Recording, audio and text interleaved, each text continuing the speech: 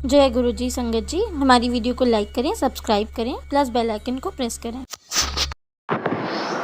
जय गुरु जी। संगत जी, मैं अपना एक और शुक्राना सत्संग जो है आज फिर लेके आई हूँ, क्योंकि सत्संग रिकॉर्ड कर रही हूँ मैं, लेकिन बार बार मुझे गुरु जी के यही मैसेज आ रहे हैं कि अपना शुक्राना सत्संग कर। जो भी मतलब मेरे आगे सत्संग आ रहा है वो यही आ रहा है।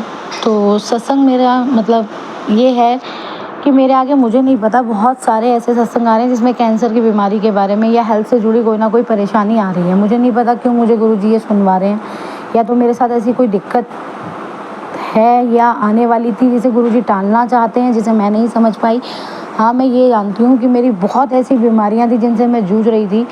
जब गुरुजी से मैं कनेक्ट हुई, धीरे धीरे करके वो सभी बीमारियाँ मेरी ख़त्म हो गई, जिसमें कि मेरे सबसे पहले बीमारी ये थी कि मेरे टांगों में बहुत दर्द रहता था, मैं चिड़चिड़ी बहुत रहती थी, और मेरे तलवों में बहुत इतना दर्द रहता था कि थोड़ा सा काम करने के बावजूद भी मेरे को थकान हो जाती थी, जो अभी भी कभी कभी मुझे हो जाती है, जिसका कारण मैं जहाँ तक समझ पाई हूँ शायद जो गुरुजी ने मुझे मैसेज दिए हैं ब्लैक मैजिक वगैरह के हैं। और लेकिन अब जो मेरे आगे सत्संग आ रहा है वो बार बार कैंसर का आ रहा है। मुझे नहीं पता कहाँ तक ये सही है, कहाँ तक नहीं है। मैं सिर्फ इतना जानती हूँ कि गुरुजी ने कई बीमारियों से मुझे निदान दिलवाया है, और मैं जल प्रसाद भी लापरवाही से ले रही थी, कभी लेती थी कभी नहीं लेती थी, लेकिन गुरुजी ने दोबारा से मुझे रूटीन में जल प्रसाद लेना और जल प्रसाद से स्नान करने के लिए मतलब प्रेरित किया है, या वो अपने आप करा लेते हैं, क्योंकि बहुत सी ऐसी चीज़ें हैं जो मैं नहीं कर पाती हूँ। कहीं ना कहीं नेगेटिविटी घेर लेती है, या मुझे नहीं मालूम क्या है क्या नहीं, लेकिन मैं गुरुजी से सिर्फ इतना कहती हूँ कि गुरुजी कुछ भी ऐसा है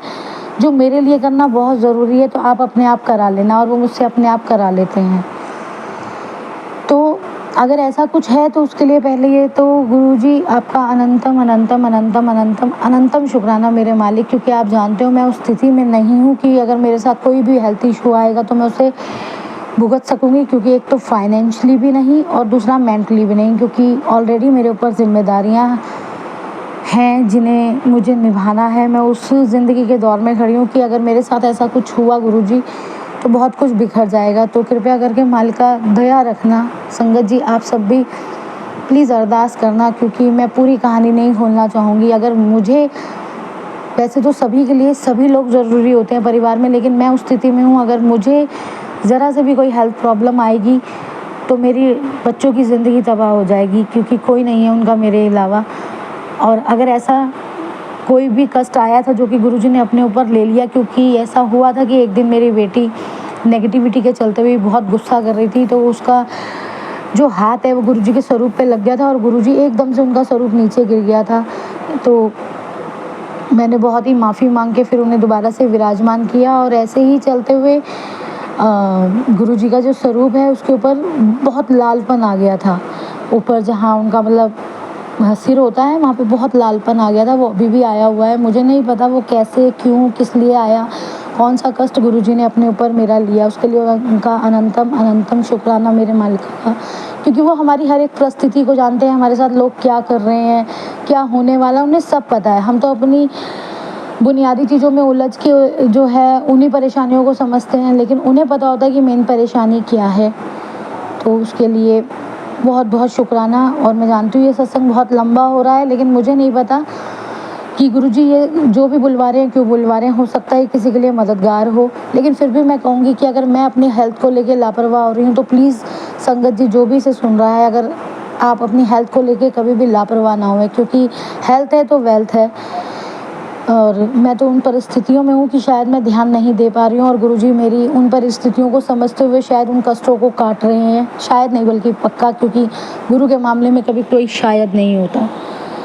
और दूसरा मेरा शुक्राना सत्संग ये है कि अभी हाल ही में जब 21 जुलाई को गुरु पूर्णिमा थी तो मैंने गुरुजी से बहुत ये अरदास की थी कि मुझे मंदिर बुला लो, लेकिन मेरे हालात नहीं थे ऐसे मानसिक रूप से कि मैं आ सकूं।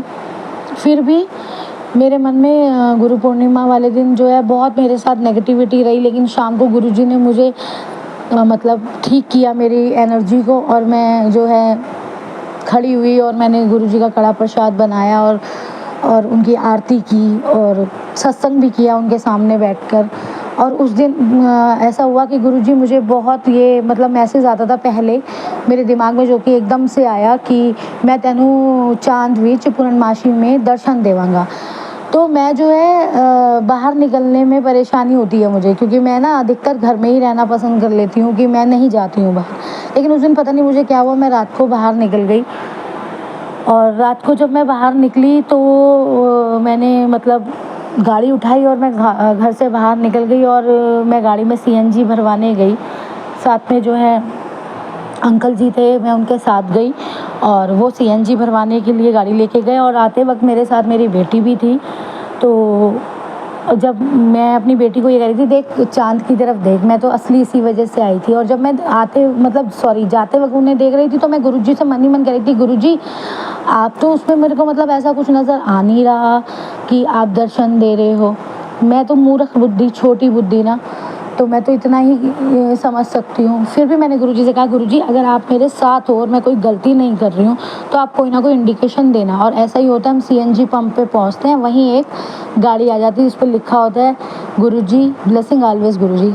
तो उसके लिए भी अनंतम अनंतम शुक्राना। और फिर जब हम वहाँ से दोबारा घर के लिए निकलते हैं, और घर के लिए निकलते हुए फिर दोबारा चाँद की तरफ मेरा ध्यान होता है, क्योंकि मेरा नहीं होता, वो तो गुरुजी ही कराते हैं जो उन्होंने कराना होता है।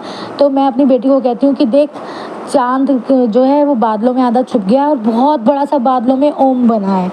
और आप यकीन कीजिएगा, मैं बहुत ही ज़्यादा इन मामलों में बहुत प्रैक्टिकल माइंड हूँ, क्योंकि पता नहीं, मैं अपने आप को ज़्यादा समझदार नहीं कहूँगी, बट मैं ये सब चीज़ों पे ना बिल्कुल फुल प्रूफ वाला जो है, कहते हो ना कि गलती है मेरी कि हम अपने मालिक को भी आजमाने लगते हैं। हमारी औकात नहीं है, लेकिन फिर भी हम ऐसी गलतियाँ करते हैं। उसके लिए सॉरी गुरुजी। और फिर भी मैं इस चीज़ की चर्चा नहीं करती, और मुझे गुरुजी का मैसेज आ रहा होता है कि कुड़िए शुक्राना कर, तू शुक्राना नहीं कर दी की गल है। अभी मैं बार बार गुरुजी से यही कहती हूँ, गुरुजी मैं शुक्राना तो कर रही हूँ, फिर भी आप ऐसा कह रहे हो। लेकिन होता क्या है कि ये कल थर्सडे की बात है, आज फ्राइडे है, और 26 तारीख को मैं ये सत्संग शेयर कर रही हूँ। तो 25 तारीख को मैं सत्संग सुन रही थी, उसमें आंटी जी ने कहा कि मुझे गुरुजी ने चाँद में अपने दर्शन दिए, बादलों में बहुत बड़ा सा ओम बना। तो वो प्रैक्टिकली गुरुजी ने मुझे करके दिखाया कि देख प्रैक्टिकली मैंने तुझे फुल प्रूफ ये दे दिया कि मैंने तुझे दर्शन दिए। तो एक दफ़ा मैं आप सभी से और अपने गुरु महाराज जी से हाथ जोड़कर क्षमा मांगना चाहती हूँ कि गुरुजी मुझसे गलतियाँ हो जाती हैं, मैं बहुत गलतियाँ करती हूँ, फिर भी आप मेरा साथ नहीं छोड़ते।